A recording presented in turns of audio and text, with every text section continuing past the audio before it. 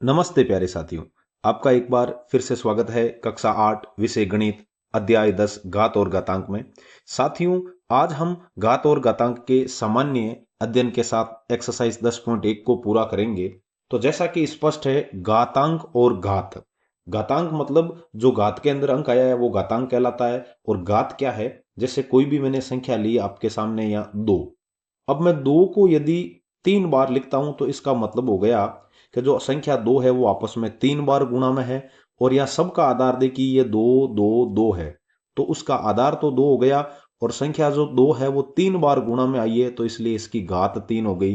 तो कहने का मतलब क्या है, जो नीचे लिखा जाता है वो हो गया अपने आधार, और ऊपर जो इसके यहाँ लिखते हैं ब्रैकेट के वो होती है घात, और घात के अंदर जो अंक लिखते हैं वो होता है अपना घातांक। जैसे कोई भी संख्या x है, वो आपके 4 बार आई हुई हो तो आधार तो उसका x हो जाएगा, और 4 बार आई है गुणा के अंदर तो उसकी घात है वो 4 हो जाएगी। चलिए आगे चलें। इसमें यहां आधार और घातांक के बारे में समझाया गया है। तो जैसे लिखा है 10 की घात 24, तो जो 10 है नीचे ये अपना हो जाएगा इसका आधार, और ऊपर जो 24 लिखा है घात में ये हो गया अपना घातांक। ये इसकी कुछ बेसिक जानकारी थी। अगला है अपने पास ऋणात्मक घातांकों की घात। ऋणात्मक घातांकों की घात का मतलब है कि जैसे हम 10 की घात -1 को लेते हैं तो इसका मतलब होता है साथियों 1/10। और 10 की घात -2 का मतलब होता है आपके 1/10 की घात 2, या इसको ऐसा भी लिखा जा सकता है 1/10 गुणा 10। देखिए कैसे, जैसे 10 के अंदर आप 10 का भाग देंगे तो ये 1 बार जाएगा। 1 के अंदर जब आप 10 का भाग देंगे तो ये 0.1 होगा साथियों, और इसको हम लोग 10 की घात -1 से लिखते हैं। फिर जब आप 0.1 में भी 10 का भाग देंगे तो वो आगे जाके आपके 0.01 हो जाएगा, और इसको हम 1/10 की घात -2 लिखते हैं। तो कहने का मतलब दशमलव वाली जो संख्याएं हैं उनको यदि हम दशमलव के रूप में नहीं लिखना चाहें तो ऋणात्मक घातों के रूप में लिखा जा सकता है। और यही इस चैप्टर का मूल कॉन्सेप्ट है। चलिए आगे चलें। आगे हम पढ़ते हैं घातांक के नियम। घातांक के नियमों में पहला सामान्य नियम यह है साथियों कि यदि a की घात m हो और उसको गुणा करवाना है a की घात n से, तो आधार समान होने पर घातें जुड़ जाती है। इसको उदाहरण से समझें तो 2 की घात 2 को जब मैं 2 की घात 3 से गुणा करूं तो ये 2 की घात 2 है तो इसको मैं 2 बार लिख दूंगा। ये 2 की घात 3 बार है तो इसको मैं 2 गुणा 2 गुणा 2 3 बार लिख दूंगा। अब यदि मैं इनको पांचों 2 को एक साथ देखूं तो ये 2 1 2 3 4 और 5 बार गुणा में आया है, तो इस तरीके से ये सीधा ही 2 की घात 5 हो गया। अब नियम के हिसाब से देखा जाए तो आधार दोनों का बराबर है और गुणक में है दोनों संख्याएं, तो इनकी घातें जुड़ जाएगी, और जुड़ने के बाद आपके 2 की घात 5 बन जाएगा। तो उम्मीद है आपको समझ में आया है। चलिए देखते हैं इसका दूसरा नियम। दूसरा जो नियम है अपना साथियों, वो ये बोलता है कि यदि आधार बराबर है और एक संख्या में दूसरी संख्या का भाग दिया जा रहा है, तो जो अंश वाली जो संख्या है उसमें जो हर वाली संख्या है उसका घात घटा दो। तो इस तरीके से वो a की घात m बटे a की घात n है, वो a की घात m माइनस n बन जाती है। देखिए कैसे, जैसे ये 2 की घात 5 है और इसमें मुझे 2 की घात 3 का भाग देना है, तो नियम से हल करें तो आधार दोनों का बराबर है, तो अंश वाली घात में से जो हर वाली घात घट जाएगी, तो यहाँ 2 की घात 2 बचनी चाहिए। और सामान्य तरीके से देखें तो ऊपर वाला जो 2 है उसकी घात 5 है, तो कहने का मतलब उसको 5 बार लिख देंगे हम। और नीचे वाला जो 2 है वो उसकी घात 3 है, तो उसको हम 3 बार लिखेंगे। तो 2 का भाग 2 में 1 बार, 2 का भाग 2 में 1 बार, और ये भी 2 ही है, 2 का भाग 2 में 1 बार। तो यहाँ अपने बचे हैं 2 गुणा 2, जिसका मतलब है आपके 2 की घात 2। ये अपना सामान्य दूसरा नियम हो गया। तीसरा नियम यह है कि किसी भी संख्या की घात 0 है तो उसका मतलब 1 होता है। देखिए कैसे, जैसे ये 10 है और 10 में मैं 10 का भाग दूं तो कितनी बार जाता है? 1 बार। अब यदि नियम के हिसाब से देखा जाए तो ये भी 10 की घात 1 है, नीचे भी 10 की घात 1 है, तो ऊपर वाला जो 10 की घात 1 है उसमें नीचे वाले की घात घट जाएगी और यह 10 की घात 0 बन जाएगी। तो ऐसे कोई भी संख्या आ जाए, यदि उसकी घात 0 है तो उसका मान सदैव 1 होता है। चलिए देखते हैं अगला नियम।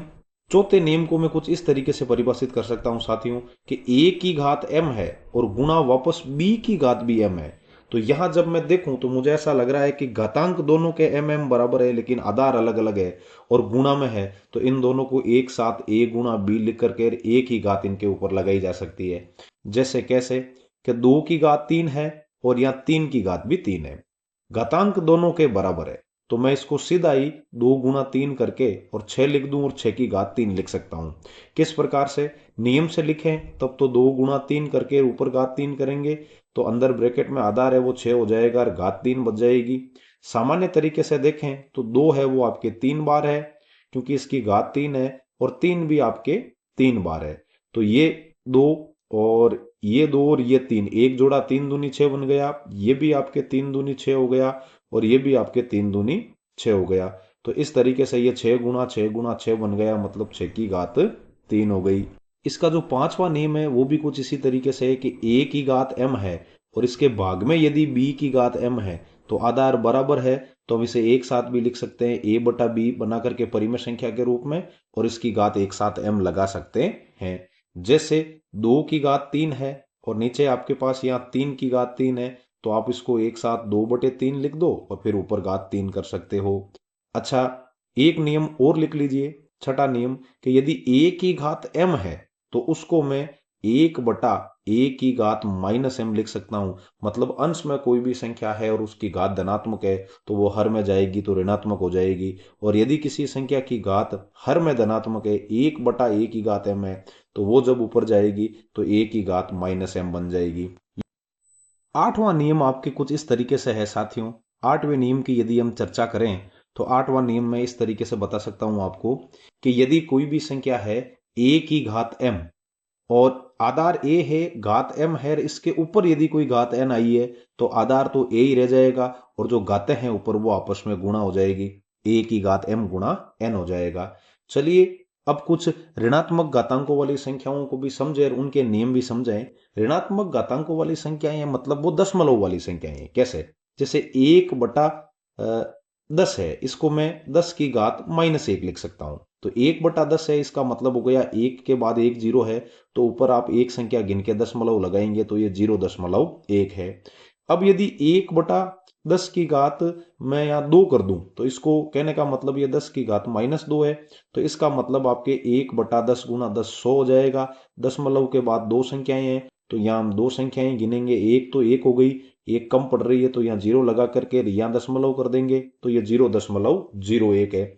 तो ऐसी संख्याओं के लिए यदि हम घातांक वाले नियम पढ़ें तो वो भी कुछ उसी तरीके से होंगे जैसे आपके धनात्मक घातांकों के नियम थे। जैसे देखिए कैसे, a की घात m गुणा a की घात n है, आधार समान है तो घातें जुड़ जाएगी, आधार समान है और भाग में है तो घातें घट जाएगी, घात के ऊपर घात है तो आधार वही रहेगा, घातें गुणा हो जाएगी, और आधार अलग अलग है और घातें समान है तो दोनों आधार को गुणा करा के एक बार ही घात लगा दो। किसी भी संख्या की घात 0 है तो उसका मान 1 हो जाएगा, और यदि आधार अलग अलग है और भाग में है तो आप उन दोनों को पहले भाग दे दो या परिमेय संख्या के रूप में लिख के, और घात वो सेम है दोनों की तो वो एक बार लिख दो। अब ये दूसरा पॉइंट हमारे क्या बोल रहा है कि ऋणात्मक घातों का उपयोग बहुत छोटी संख्याओं को मानक रूप में व्यक्त करने के लिए करते हैं या व्यक्त कर सकते हैं। जैसे मानक रूप देखो कि यदि कोई वस्तु है जिसकी मोटाई आपके 0.00001 और 6 मीटर है, इसको आपको मानक रूप में लिखना है। तो मानक रूप में क्या करना होता है साथियों कि दशमलव से आगे केवल एक संख्या रखनी होती है, दशमलव के पीछे आप भले कितनी संख्या रख लो। तो यहां जो ये दशमलव है अभी यहां है, इसको हमें क्या करना है, यहां से हटा करके इस 1 और 6 के बीच में रखना है यहाँ, और यहाँ इसे 1.6 मीटर बनाना है। तो ऐसा बनाने के लिए हमें इसको दशमलव को कितने स्थान पीछे भेजना है, तो यहाँ गिने तो 1, ये 2, ये 3, ये 4, ये 5 और ये 6 स्थान पीछे भेजेंगे, तो यहाँ सीधे ही हम लोग 10 की घात -6 लगा सकते हैं। अब देखो इसका कॉन्सेप्ट क्या है, यहां से जब हम दशमलव हटाएंगे तो ऊपर तो 1 6 16 बच जाएगा, और नीचे एक के बाद देखो आप 1 2 3 4 5 6 और 7 जीरो लग जाएंगे, तो 7 जीरो का मतलब है 10 की घात 7। अब यदि मैं इसको ऐसा करूं 16 बटे 10 की घात 6 और इसके 10 की घात 1 लिख सकता हूं। 10 की घात 1 है इसका, तो आप इसमें भाग दे दो तो ये तो हो जाएगा 1.6, और ये 10 की घात 6 है, इसको यदि मैं ऊपर भेजूंगा घातांक के नियम से तो आधार तो वही रहेगा और घात का चिन्ह है वो बदल जाएगा, और ये 10 की घात -6 मीटर हो जाएगा। तो कहने का मतलब क्या है, ऋणात्मक घातांकों का उपयोग बहुत छोटी संख्याओं को मानक रूप में व्यक्त करने के लिए हम करते हैं। चलिए शुरुआत करते हैं हमारी प्रश्नावली की। प्रश्नावली 10.1 का पहला प्रश्न देखिए, जिसमें हमें 3 की घात -2 को हल करना है साथियों। हम नियम ये जानते हैं कि a की घात -m होती है, तो उसको हम लोग 1/a की घात m लिख सकते हैं। तो उस नियम से ये 1/3 की घात 2 हो जाएगी, और 3 की घात 2 है तो नीचे 3 है, उसको मैं 2 बार लिख सकता हूं। तो ऊपर तो 1 का 1 और नीचे 3 3 हो जाएंगे 9, जो कि अपना इसका करेक्ट आंसर है। चलिए अब देखते हैं दूसरा, जिसमें मुझे यहाँ -4 की घात -2 दे रखी है। सेम नियम यही लगेगा, तो इस नियम से हम लोग क्या करते हैं, इसको 1/-4 की घात +2 लिख सकता हूं। अब नीचे 1/-4 की घात +2 है, तो उसको मैं 2 बार लिख दूंगा, और जब ये गुणा होंगे तो ये माइनस माइनस हर के अंदर हो जाएगा प्लस, और 4 चौक 16, तो 1/16 इसका आंसर हो जाएगा। अब देखिए आप, प्रश्न नंबर तीसरा है, ये इसका थोड़ा धाकड़ वाला प्रश्न है, तो इसको थोड़ा धाकड़ तरीके से ही हम लोग हल करते हैं। तो तीसरा प्रश्न हमें बोल रहा है, तीसरा प्रश्न 1/2 की घात हमारे यहाँ -5 है साथियों। तो यहां मैं इसे अलग अलग घाते के रूप में लिख दूं, 1 की घात -5 लिख दूं, और ये हो जाएगी 2 की घात -5। नियम अपना वही है, स्पष्ट है कि घातें ऋणात्मक है तो उसको धनात्मक बनाने के लिए यदि ऊपर घात 1 की घात -m है तो वो नीचे जाके प्लस हो जाएगी, और यदि नीचे घात माइनस में है हर के अंदर आपके, तो 1 यदि ये आपके ए की घात -m है तो ये ऊपर जाके धनात्मक घात बन जाएगी। तो यहाँ जो ये 1 की घात -5 है, ये तो नीचे जाके 1 की घात +5 हो जाएगी आपके, और ये 2 की घात ऊपर जाकर के +5 हो जाएगी। 2 की घात 5 का मतलब होता है 2 को 5 बार गुणा में लिख दो। तो 2 को जब आप आपस में 5 बार गुणा करोगे तो 32 आ जाएगा, और नीचे 1 की घात कितनी करो, 1 ही होती है। तो इस तरीके से जो इसका आंसर है वो आपके 32 है। उम्मीद है आपको समझ में आ रहा है। चलिए देखिए अगला प्रश्न, दूसरा, जिसमें हमें सरल कीजिए और उत्तरों को धनात्मक घातों के रूप के अंदर लिखना है। जिसका पहला लेते हैं हम। पहला हमें बोल रहा है कि -4 की घात 5 है, फिर उसमें भाग देना है हमें -4 की घात 8 का। तो मैं इसको इस तरीके से लिख सकता हूं, -4 की घात 5, और भाग वाला नीचे चला जाएगा हर में, और ये हो गया -4 की घात 8। आप जानते हो आधार समान होते हैं, आधार समान होते हैं और भाग में है तो घातें घट जाती है। तो आधार तो दोनों का -4 ही रह जाएगा साथियों। ऊपर घात 5 है, उसमें से नीचे वाली घात जब 8 घटेगी तो ये -4 की घात आपके -3 हो जाएगी। फिर आप, चूंकि ये नियम है तो नियम आप ये जानते हो कि a की घात -m हो तो उसको हम लोग हर में भेज के और a की घात +m के रूप में लिख सकते हैं। तो यहाँ इसे धनात्मक घात के रूप में लिखना है, तो ये -4 को नीचे भेज दो, तो ये घात माइनस वाली है वो ऑटोमेटिक प्लस वाली हो जाएगी। उम्मीद है आपको समझ में आया है, ये इसका आंसर था।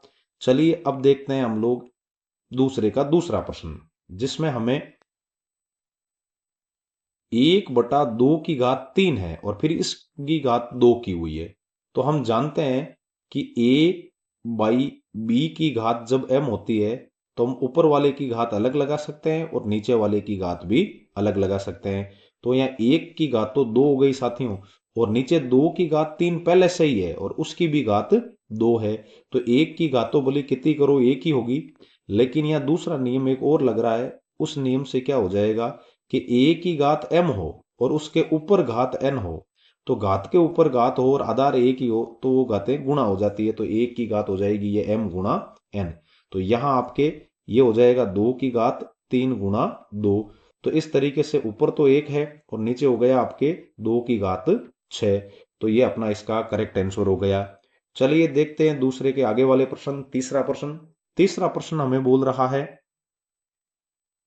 -3 की घात 4, बहुत बढ़िया बात है, और उसको गुणा करवाना है 5/3 की घात 4 से। बिल्कुल कर देंगे।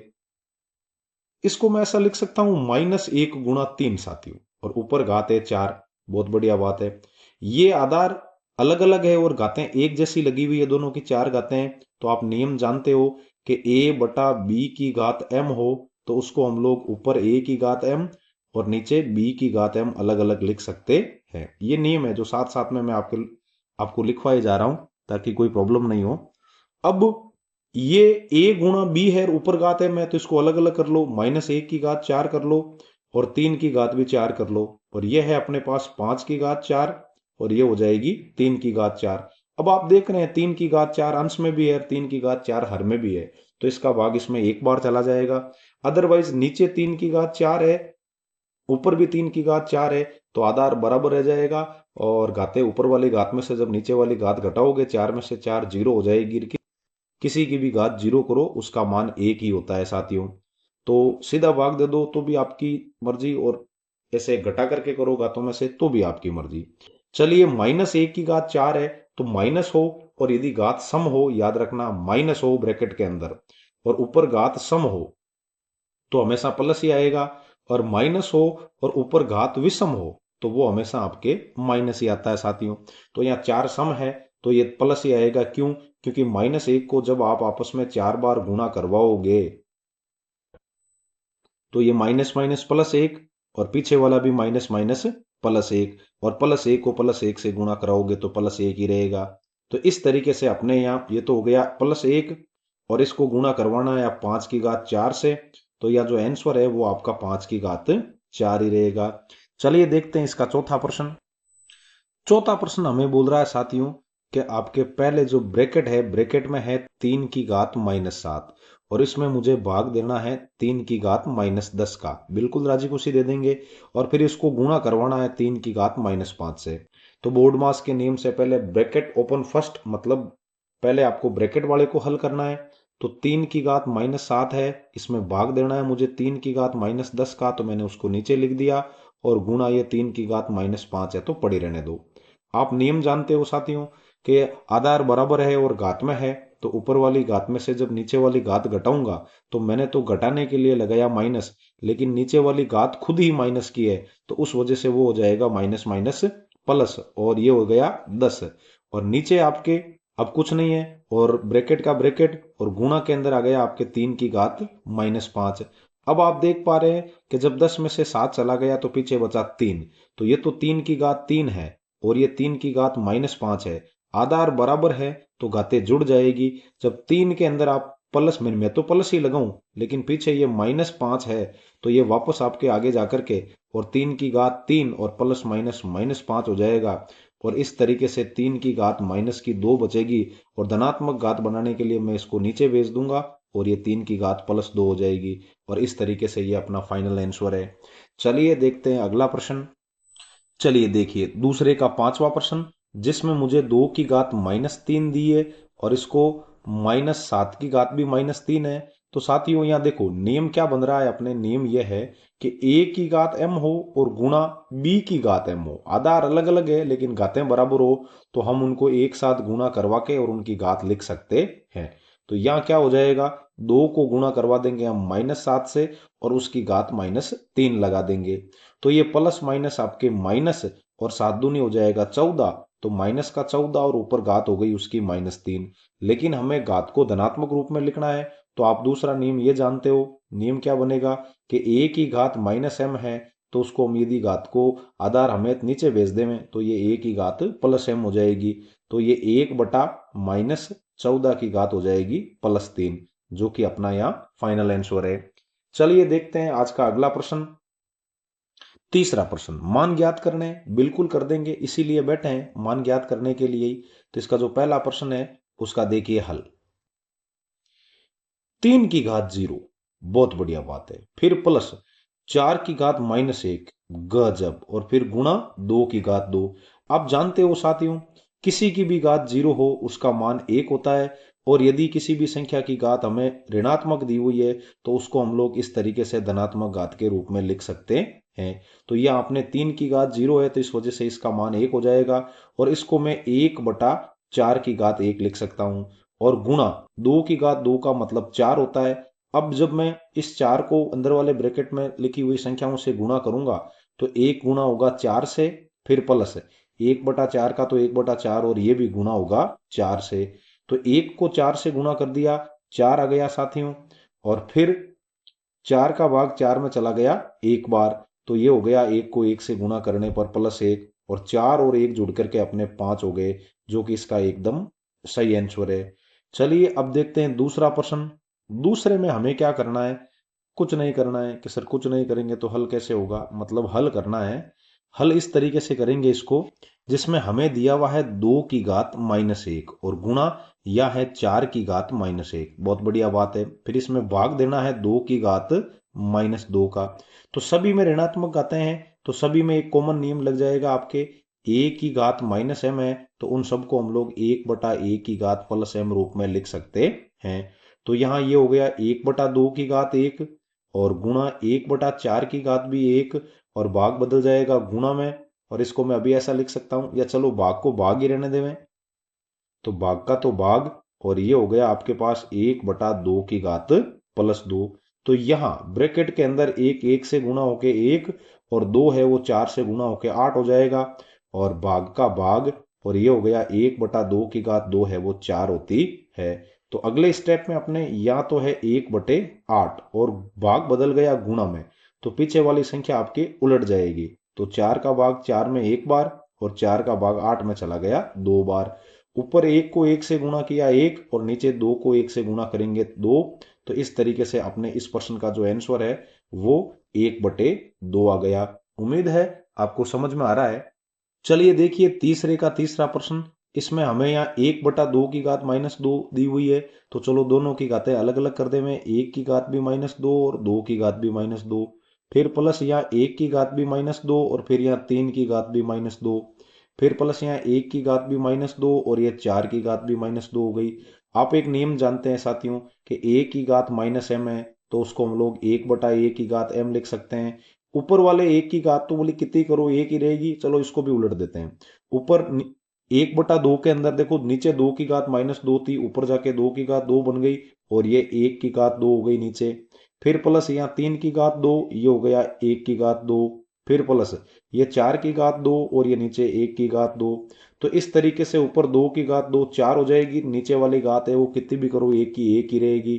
फिर प्लस 3 की घात 2 करोगे तो 9 हो जाएगा और 4 की घात 2 करोगे तो 16 हो जाएगा। तो ये 4/1, ये 9/1, ये 16/1। इनको जब आप जोड़ोगे तो 16 और 4 20 और 9 29, तो 29/1 को हम सीधा ही 29 लिख देंगे, जो कि अपना इसका फाइनल आंसर है। चलिए देखिए तीसरे का चौथा प्रश्न, जिसमें हमें बहुत धाकड़ प्रश्न है, इससे भारी प्रश्न कोई हो ही नहीं सकता। आपने कैसे, देखो हमें यहां ऐसा दिया हुआ है हल के अंदर, ध्यान देना आप, कि 3 की घात -1 और फिर प्लस 4 की घात -1 और फिर प्लस 5 की घात -1 और इसकी घात 0 है। तो याद रखना पहले तो ये 0 की घात कहीं 0 नहीं बन जाए, इससे कबाड़ा हो जाएगा अपना। तो अंदर पहले ब्रैकेट के अंदर वालों को सरल करें तो ये 1/3 है प्लस 1/4 हो जाएगा ये, और ये 1/5 हो जाएगा। क्यों, ऊपर घाते माइनस थी उन सबको नीचे भेज दिया।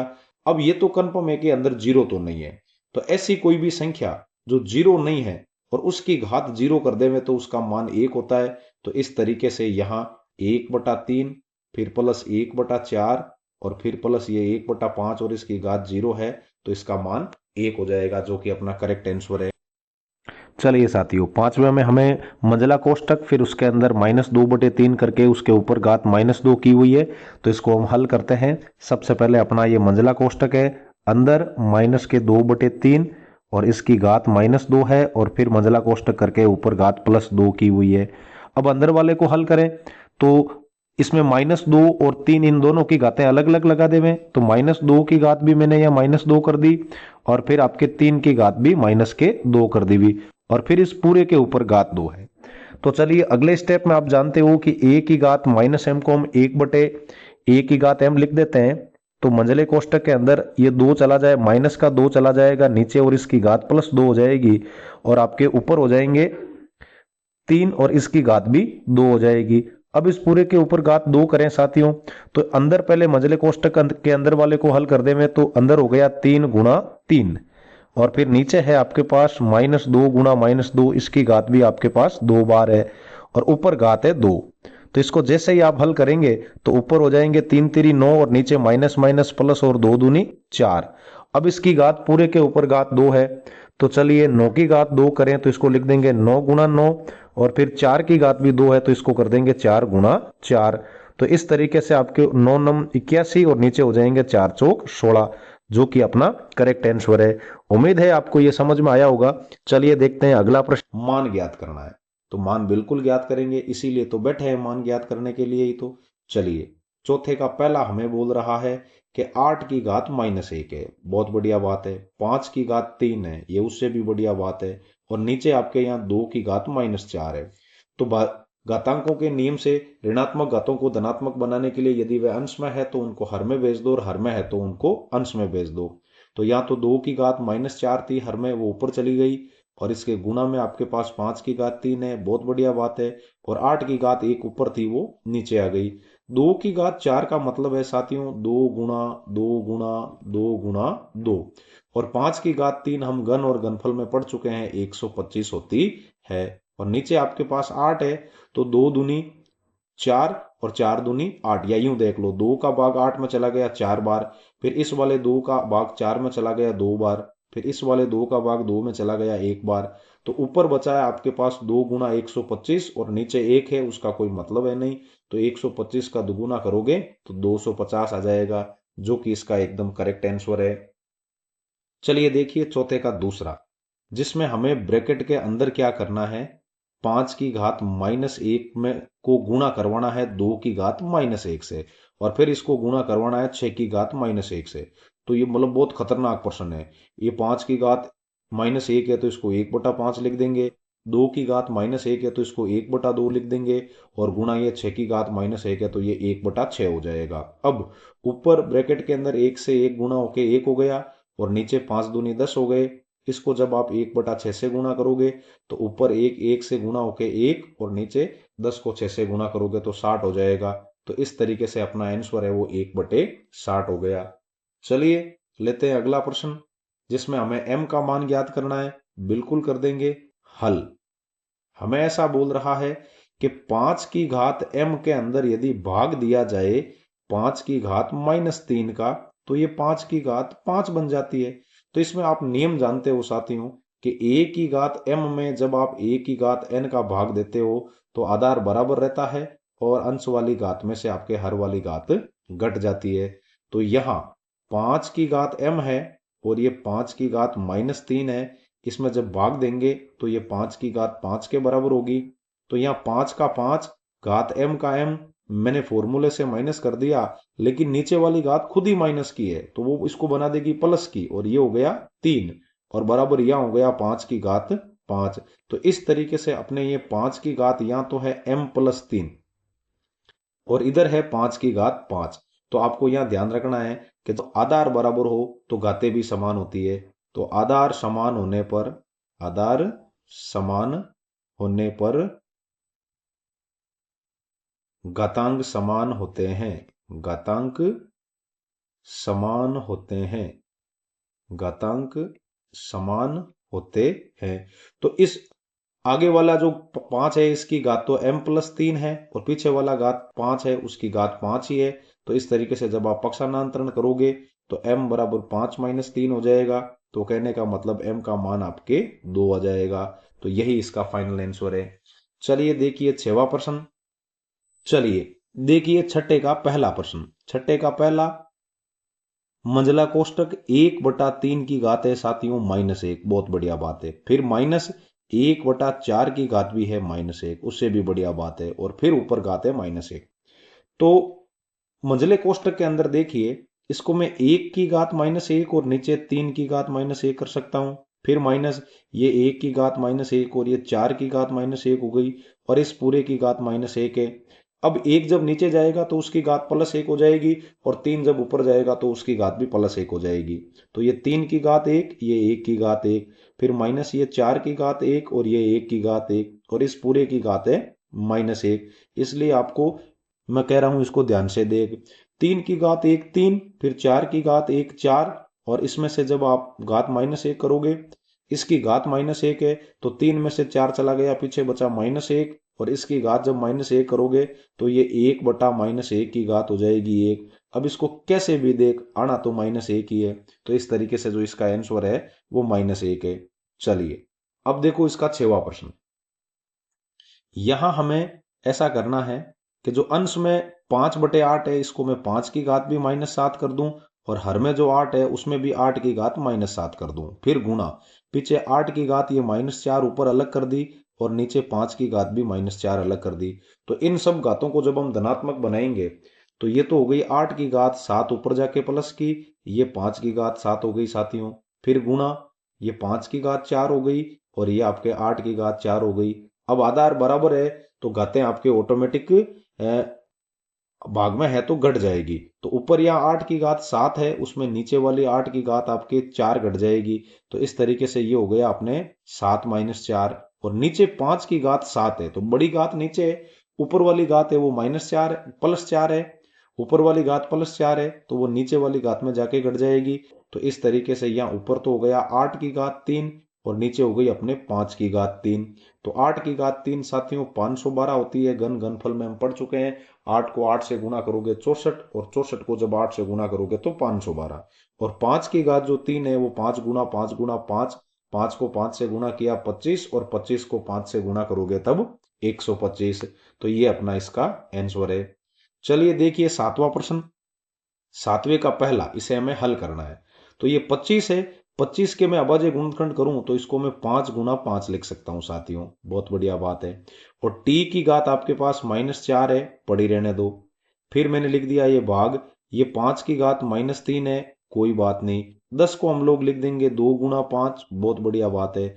और ये t की घात है आपके पास -8, तो 5 का भाग 5 में एक बार, ऊपर जो 5 की घात 1 है इसमें से ये जो नीचे वाली 5 की घात -3 थी ये ऊपर जाके माइनस और माइनस माइनस हो जाएगी प्लस। फिर t की घात यहाँ -4 है, उसमें से नीचे वाले t की घातें जब आकर के घटेगी तो मैंने तो घटाने के लिए तो माइनस लगाया है, लेकिन t की घात खुद ही नीचे माइनस की है तो वो माइनस माइनस और +8 हो जाएगी। और नीचे अपने पास 2 पड़े हैं तो पड़े रहने दो। अब ऊपर यहाँ हो गई 5 की घात 4 और यहाँ t की घात हो गई 8 में से 4 चले गए तो 4, और नीचे 2। तो आप जानते हो 5 की घात 4 है वो 625 होती है, क्यों? क्योंकि 5 को 5 से गुणा करोगे 25, 25 को 5 से गुणा करोगे 125, और 125 को जब आप 5 से गुणा करोगे तो वो 625 हो जाएंगे। और भाग में 2 पड़े हैं और ये t की घात अपनी 4 है। चलिए देखिए आज के इस सेशन का और इस एक्सरसाइज का आखिरी प्रश्न, हल। 3 की घात -5 है, बहुत बढ़िया बात है। फिर गुणा, यहां है 10, 10 को मैं लिख सकता हूं 2 गुना 5, और इसकी घात है अपने पास -5, बहुत बढ़िया बात है। 125 के अभाज्य गुणनखंड करें तो 125 में 5 का भाग देंगे एक बार तो 25, 25 में 5 का भाग 5 बार, और 5 में 5 का भाग एक बार। और हर में क्या है अपने पास, हर में यहाँ 5 की घात है -7, कोई प्रॉब्लम नहीं है। और गुणा 6 को लिख दूंगा मैं 2 गुना 3, और उसकी घात अपने यहाँ -5 है। अब देखिए यहां हमारे पास 3 की घात -5 चल रहा है, गुणा ये 2 की घात -5 हो गई, फिर गुणा ये 5 की घात भी -5 हो गई, फिर गुणा ये 5 की घात आपके पास यहाँ 3 हो गई साथियों। और अब हर वाले की चर्चा करें तो हर में क्या दिया हुआ है, हर में 5 की घात -7 है, और फिर गुणा ये 2 की घात -5 हो गई, फिर गुणा 3 की घात भी अपने पास -5 हो गई।